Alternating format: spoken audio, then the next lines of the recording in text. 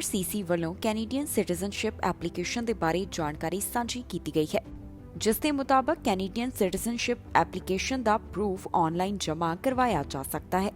ਜੀ ਹਾਂ, ਕੈਨੇਡਾ ਵੱਲੋਂ ਹੁਣ ਸਿਟੀਜ਼ਨਸ਼ਿਪ ਦੇ ਪ੍ਰੂਫ ਦੀ ਰਿਕੁਐਸਟ ਆਨਲਾਈਨ ਮਨਜ਼ੂਰ ਕੀਤੀ ਜਾਵੇਗੀ।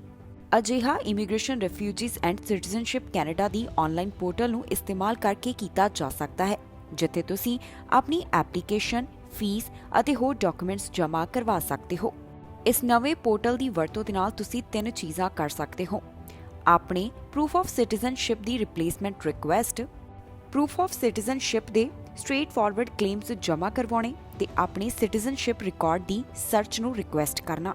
ਇਸ ਦੇ ਵਾਸਤੇ ਵਿਭਾਗ ਵੱਲੋਂ ਕੁਝ ਸ਼ਰਤਾਂ ਵੀ ਰੱਖੀਆਂ ਗਈਆਂ ਹਨ। ਤੁਸੀਂ ਪ੍ਰੂਫ ਆਫ ਸਿਟੀਜ਼ਨਸ਼ਿਪ ਕੁਝ ਸ਼ਰਤਾਂ ਦੇ ਆਧਾਰ ਦੇ ਉੱਪਰ ਹੀ ਅਪਲਾਈ ਕਰ ਸਕਦੇ ਹੋ। ਪਹਿਲਾ, ਜੇਕਰ ਤੁਹਾਨੂੰ ਅਪ੍ਰੈਲ 17, 2009 ਤੋਂ ਪਹਿਲਾਂ ਸਿਟੀਜ਼ਨਸ਼ਿਪ ਮਿਲੀ ਹੈ, ਜਾਂ ਫਿਰ ਤੁਹਾਡਾ ਜਨਮ ਕੈਨੇਡਾ ਦੇ ਵਿੱਚ ਫਰਵਰੀ 15, 1977 ਤੋਂ ਬਾਅਦ ਹੋਇਆ ਹੈ। ਜੇਕਰ ਤੁਸੀਂ ਇਹਨਾਂ 2 ਸ਼ਰਤਾਂ ਨੂੰ ਪੂਰਾ ਨਹੀਂ ਕਰਦੇ ਤਾਂ ਤੁਸੀਂ ਆਪਣੀ ਪੇਪਰ ਐਪਲੀਕੇਸ਼ਨ ਹੀ ਜਮ੍ਹਾਂ ਕਰਵਾ ਸਕਦੇ ਹੋ। ਦੱਸ ਦਈਏ ਕਿ ਸਰਕਾਰ ਕੋਲ ਅਜਿਹਾ ਆਨਲਾਈਨ ਟੂਲ ਵੀ ਹੈ, ਜਿਸ ਦੇ ਨਾਲ ਚੈੱਕ ਕੀਤਾ ਜਾਵੇਗਾ ਕਿ ਤੁਸੀਂ ਆਨਲਾਈਨ ਅਪਲਾਈ ਕਰ ਸਕਦੇ ਹੋ ਜਾਂ ਫਿਰ ਨਹੀਂ। ਜੇਕਰ ਕਰ ਸਕਦੇ ਹੋ ਤਾਂ ਇਸ ਵਾਸਤੇ ਤੁਹਾਨੂੰ ਅਕਾਊਂਟ ਬਣਾਉਣਾ ਹੋਵੇਗਾ ਤੇ ਇਸ ਦੇ ਵਿੱਚ ਲੌਗਇਨ ਕਰਨਾ ਜ਼ਰੂਰੀ ਹੈ। ਦੱਸ ਦਈਏ ਕਿ IRCC ਵੱਲੋਂ ਇਹ ਸਾਰੀ ਜਾਣਕਾਰੀ ਇੱਕ ਮੀਡੀਆ ਰਿਲੀਜ਼ ਦੇ ਵਿੱਚ ਸਾਂਝੀ ਕੀਤੀ ਗਈ ਹੈ। ਬਾਕੀ ਦੀ ਇਨਫੋਰਮੇਸ਼ਨ ਤੁਹਾਨੂੰ IRCC ਦੀ ਵੈਬਸਾਈਟ ਦੇ ਉੱਪਰ ਮਿਲ ਜਾਵੇਗੀ। ਓਨਟਾਰੀਓ ਤੋਂ ਬੂਸਟਰ ਸ਼ਾਟ ਦੇ ਬਾਰੇ ਤਾਜ਼ਾ ਜਾਣਕਾਰੀ ਸਾਹਮਣੇ ਆਈ ਹੈ, ਜਿਸ ਦੇ ਮੁਤਾਬਕ ਅੱਜ ਓਨਟਾਰੀਓ ਦੇ ਵਿੱਚ ਬੂਸਟਰ ਡੋਜ਼ ਐਲੀਜੀਬਿਲਿਟੀ ਐਕਸਪੈਂਡ ਕੀਤੀ ਜਾ ਰਹੀ ਹੈ।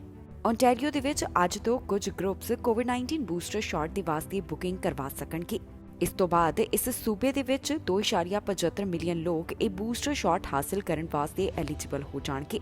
ਅੱਜ ਤੋਂ ਹੀ ਓਨਟਾਰੀਓ ਵਾਸੀ ਜਿਨ੍ਹਾਂ ਦੀ ਉਮਰ 70 ਸਾਲ ਜਾਂ ਫਿਰ ਇਸ ਤੋਂ ਵੱਧ ਹੈ, ਜਿਹੜੇ ਹੈਲਥ ਕੇਅਰ ਵਰਕਰਸ ਨੇ ਤੇ ਅਸੈਂਸ਼ੀਅਲ ਕੇਅਰ ਗਿਵਰਸ, ਉਹ ਬੂਸਟਰ ਸ਼ਾਟ ਦੇ ਵਾਸਤੇ ਬੁਕਿੰਗ ਕਰਵਾ ਸਕਦੇ ਹਨ।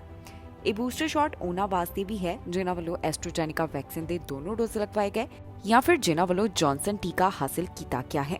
ਓਨਟਾਰੀਓ ਵੱਲੋਂ ਜੋ ਇਸ ਬਾਰੇ ਜਾਣਕਾਰੀ ਸਾਂਝੀ ਕੀਤੀ ਗਈ ਸੀ, ਉਸ ਦੇ ਵਿੱਚ ਦੱਸਿਆ ਗਿਆ ਕਿ ਬੂਸਟਰ ਸ਼ਾਟ ਕੋਵਿਡ-19 ਵੈਕਸੀਨ ਦੇ ਦੂਸਰੇ ਡੋਜ਼ ਦੇ 6 ਮਹੀਨਿਆਂ ਬਾਅਦ ਹੀ ਲਗਾਇਆ ਜਾ ਸਕਦਾ ਹੈ।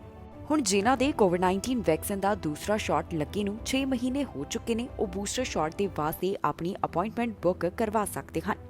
ਇਸ ਬਾਰੇ ਓਨਟਾਰੀਓ ਚੀਫ ਮੈਡੀਕਲ ਆਫੀਸਰ ਦੇ ਵੱਲੋਂ ਵੀ ਆਪਣੇ ਵਿਚਾਰ ਸਾਂਝੇ ਕੀਤੇ, ਜਿਸ ਦੇ ਵਿੱਚ ਉਹਨਾਂ ਵੱਲੋਂ ਦੱਸਿਆ ਗਿਆ ਕਿ ਓਨਟਾਰੀਓ ਦੇ ਵਿੱਚ ਅੱਜ ਜਿਹੜੇ ਬੂਸਟਰ ਸ਼ਾਟ ਲਗਵਾਉਣਾ ਚਾਹੁੰਦੇ ਨੇ, ਉਹ ਆਪਣੀ ਅਪਾਇੰਟਮੈਂਟ ਬੁੱਕ ਕਰ ਸਕਦੇ ਹਨ। ਦੱਸਣਯੋਗ ਹੈ ਕਿ ਓਨਟਾਰੀਓ ਤੋਂ ਇਲਾਵਾ ਕੈਨੇਡਾ ਦੇ ਵੱਖ-ਵੱਖ ਪ੍ਰੋਵਿੰਸਸ ਦੇ ਵੱਲੋਂ ਬੂਸਟਰ ਸ਼ਾਟ ਦੇ ਬਾਰੇ ਐਲਾਨ ਕਰ ਦਿੱਤਾ ਗਿਆ। ਇਨ੍ਹਾਂ ਪ੍ਰੋਵਿੰਸਸ ਦੇ ਵੱਲੋਂ ਆਪਣੀ ਯੋਜਨਾ ਸਾਂਝੀ ਕਰ ਦਿੱਤੀ ਗਈ ਹੈ ਕਿ ਕੌਣ ਇਹ ਬੂਸਟਰ ਸ਼ਾਟ ਲਗਵਾ ਸਕਦੇ ਹਨ। ਇਨ੍ਹਾਂ तमाम ਪ੍ਰੋਵਿੰਸਸ ਦੇ ਵੱਲੋਂ ਕਿਹਾ ਗਿਆ ਕਿ ਇਹ ਬੂਸਟਰ ਸ਼ਾਟ ਕੋਵਿਡ-19 ਵੈਕਸੀਨ ਦੇ ਦੂਸਰੇ ਸ਼ਾਟ ਦੇ 6 ਮਹੀਨੇ ਬਾਅਦ ਹੀ ਲਗਾਇਆ ਜਾ ਸਕਦਾ ਹੈ। ਟੋਰਾਂਟੋ ਦੇ ਇੱਕ ਖੇਤਰ ਦੇ ਵਿੱਚ ਹਾਦਸਾ ਵਾਪਰਿਆ, ਜਿਸ ਤੋਂ ਬਾਅਦ ਇਸ ਮਾਮਲੇ ਦੀ ਜਾਣਕਾਰੀ ਪੁਲਿਸ ਵੱਲੋਂ ਸਾਂਝੀ ਕੀਤੀ ਗਈ ਹੈ। ਜਾਣਕਾਰੀ ਮੁਤਾਬਕ ਡੌਨ ਵੈਲੀ ਪਾਰਕਵੇ ਨੇੜੇ ਇੱਕ ਹਾਦਸਾ ਵਾਪਰਿਆ। ਪੁਲਿਸ ਦਾ ਕਹਿਣਾ ਹੈ ਕਿ ਇਹ ਹਾਦਸਾ 8 ਵਜੇ ਦੇ ਕਰੀਬ ਵਾਪਰਿਆ। ਇੱਥੇ ਨਾਰਥਮੌਂਡ DVP ਦੇ ਉੱਪਰ ਇੱਕ ਵਾਹਨ ਫਲਿਪ ਹੋਣ ਦੇ ਬਾਰੇ ਜਾਣਕਾਰੀ ਦਿੱਤੀ ਗਈ ਹੈ। ਇਸ ਤੋਂ ਬਾਅਦ ਡਰਾਈਵਰ ਨੂੰ ਵਾਹਨ ਚੋਂ ਬਾਹਰ ਕੱਢਿਆ ਗਿਆ ਤੇ ਉਸ ਨੂੰ ਜ਼ਖਮੀ ਹਾਲਤ ਦੇ ਵਿੱਚ ਹਸਪਤਾਲ ਭਰਤੀ ਕਰਵਾਇਆ ਗਿਆ। ਇਸ ਬਾਰੇ ਟੋਰਾਂਟੋ ਪੈਰਾਮੈਡਿਕਸ ਦੇ ਵੱਲੋਂ ਜਾਣਕਾਰੀ ਦਿੱਤੀ ਗਈ। ਫਿਲਹਾਲ ਪੁਲਿਸ ਨੂੰ ਇਹ ਸਪਸ਼ਟ ਨਹੀਂ ਹੋ ਸਕਿਆ ਕਿ ਇਹ ਹਾਦਸਾ ਕਿਵੇਂ ਵਾਪਰਿਆ। ਜਿਸ ਸਮੇਂ ਪੁਲਿਸ ਵੱਲੋਂ ਇਸ ਮਾਮਲੇ ਦੀ ਪੜਤਾਲ ਕੀਤੀ ਜਾ ਰਹੀ ਸੀ, ਉਹਨਾਂ ਵੱਲੋਂ ਜਿੱਥੇ ਹਾਦਸਾ ਵਾਪਰਿਆ ਉਸ ਨੂੰ ਕੁਝ ਸਮੇਂ ਵਾਸਤੇ ਬੰਦ ਕਰ ਦਿੱਤਾ ਗਿਆ ਤੇ ਬਾਅਦ ਦੇ ਵਿੱਚ ਇਸ ਨੂੰ ਮੁੜ ਤੋਂ ਖੋਲ੍ਹ ਦਿੱਤਾ ਗਿਆ। ਹੁਣ ਇਸ ਘਟਨਾ ਦੇ ਬਾਰੇ ਟੋਰਾਂਟੋ ਪੁਲਿਸ ਵੱਲੋਂ ਇੱਕ ਟਵੀਟ ਵੀ ਕੀਤਾ ਗਿਆ, ਜਿਸ ਦੇ ਵਿੱਚ ਉਹਨਾਂ ਨੇ ਹੁਣ ਤੱਕ ਦੀ ਇਸ ਹਾਦਸੇ ਬਾਰੇ ਜਾਣਕਾਰੀ ਸਾਂਝੀ ਕੀਤੀ ਹੈ। ਦੱਸ ਦਈਏ ਕਿ ਇਸ ਦੌਰਾਨ ਜੋ ਪੀੜਤ ਹੈ, ਉਸ ਦਾ ਨਾਮ ਤੇ ਪਹਿਚਾਣ ਫਿਲਹਾਲ ਪੁਲਿਸ ਵੱਲੋਂ ਜਨਤਕ ਨਹੀਂ ਕੀਤੇ ਗਏ। ਉਹਨਾਂ ਵੱਲੋਂ ਸਿਰਫ ਇਹੀ ਦੱਸਿਆ ਗਿਆ ਕਿ ਜ਼ਖਮੀ ਹਾਲਤ ਦੇ ਵਿੱਚ ਪੀੜਤ ਨੂੰ ਹਸਪਤਾਲ ਅੰਦਰ ਭਰਤੀ ਕਰਵਾਇਆ ਗਿਆ। ਬ੍ਰਿਟਿਸ਼ ਕੋਲੰਬੀਆ ਤੋਂ ਨੌਕਰੀਆਂ ਦੇ ਬਾਰੇ ਜਾਣਕਾਰੀ ਸਾਹਮਣੇ ਆਈ ਹੈ, ਜਿਸ ਦੇ ਵਿੱਚ ਪਤਾ ਚੱਲਿਆ ਹੈ ਕਿ ਅਕਤੂਬਰ ਮਹੀਨੇ ਬ੍ਰਿਟਿਸ਼ ਕੋਲੰਬੀਆ ਦੇ ਵਿੱਚ ਆਰਥਿਕਤਾ ਅੰਦਰ ਕਿੰਨੀਆਂ ਨਵੀਆਂ ਨੌਕਰੀਆਂ ਸ਼ਾਮਿਲ ਹੋਈਆਂ। ਜਾਣਕਾਰੀ ਮੁਤਾਬਕ ਬ੍ਰਿਟਿਸ਼ ਕੋਲੰਬੀਆ ਦੇ ਵਿੱਚ 10,000 ਤੋਂ ਵੱਧ ਨੌਕਰੀਆਂ ਦੇ ਵਿੱਚ ਵਾਧਾ ਦਰਜ ਕੀਤਾ ਗਿਆ। ਇਸ ਤੋਂ ਬਾਅਦ ਰਵੀ ਕਾਲੋਂ ਵੱਲੋਂ ਆਪਣੇ ਵਿਚਾਰ ਸਾਂਝੇ ਕੀਤੇ ਗਏ ਹਨ।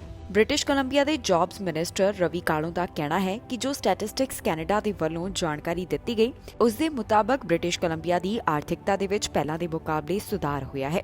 ਦੱਸ ਦਈਏ ਕਿ ਸਟੈਟਿਸਟਿਕਸ ਕੈਨੇਡਾ ਦੇ ਵੱਲੋਂ ਜਾਣਕਾਰੀ ਦਿੱਤੀ ਗਈ ਕਿ ਬ੍ਰਿਟਿਸ਼ ਕੋਲੰਬੀਆ ਦੇ ਵਿੱਚ ਅਕਤੂਬਰ ਮਹੀਨੇ ਦੌਰਾਨ ਆਰਥਿਕਤਾ ਅੰਦਰ 10,000 ਤੋਂ ਵੱਧ ਨਵੀਆਂ ਨੌਕਰੀਆਂ ਸ਼ਾਮਿਲ ਹੋਈਆਂ। ਇਸ ਤੋਂ ਬਾਅਦ ਰਵੀ ਕਾਲੋ ਦਾ ਕਹਿਣਾ ਹੈ ਕਿ ਬ੍ਰਿਟਿਸ਼ ਕੋਲੰਬੀਆ ਦੇ ਵਿੱਚ ਪੈਂਡੈਮਿਕ ਤੋਂ ਬਾਅਦ ਵਧੀਆ ਤਰੀਕੇ ਦੇ ਨਾਲ ਰਿਕਵਰੀ ਹੋ ਰਹੀ ਹੈ।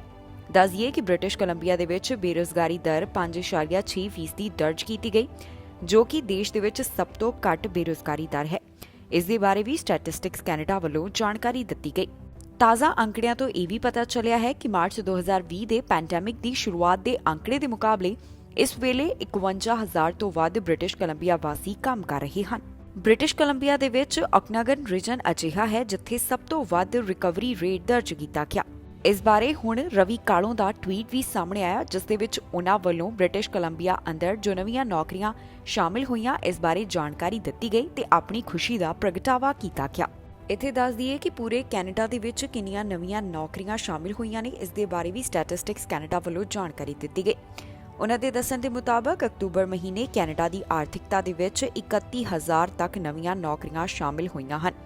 ਇਹ ਗਿਣਤੀ ਸਤੰਬਰ ਮਹੀਨੇ ਦੇ ਮੁਕਾਬਲੇ ਤਾਂ ਘੱਟ ਹੈ ਹੀ, ਪਰ ਜੋ ਦੂਜੇ ਪਾਸੇ ਮਾਹਰਾਂ ਵੱਲੋਂ ਅੰਦਾਜ਼ਾ ਲਗਾਇਆ ਗਿਆ ਉਸ ਦੇ ਮੁਕਾਬਲੇ ਵੀ ਘੱਟ ਹੈ। ਪਰ ਇੱਕ ਚੰਗੀ ਚੀਜ਼ ਇਹ ਵੀ ਦੇਖਣ ਨੂੰ ਮਿਲੀ ਕਿ ਅਕਤੂਬਰ ਮਹੀਨੇ ਕੈਨੇਡਾ ਦੇ ਵਿੱਚ ਬੇਰੁਜ਼ਗਾਰੀ ਦਰ ਪਹਿਲਾਂ ਦੇ ਮੁਕਾਬਲੇ ਹੇਠਾਂ ਆਈ। ਦੱਸਿਆ ਗਿਆ ਹੈ ਕਿ ਰੀਟੇਲ ਸੈਕਟਰ ਦੇ ਵਿੱਚ 72,000 ਨਵੀਆਂ ਨੌਕਰੀਆਂ ਪੈਦਾ ਹੋਈਆਂ ਨੇ, ਪਰ ਦੂਜੇ ਪਾਸੇ ਕਈ ਸੈਕਟਰ ਅਜਿਹੇ ਵੀ ਹਨ ਜਿਨ੍ਹਾਂ ਦੇ ਵਿੱਚ ਪਹਿਲਾਂ ਦੇ ਮੁਕਾਬਲੇ ਨੌਕਰੀਆਂ ਘਟ ਗਈਆਂ।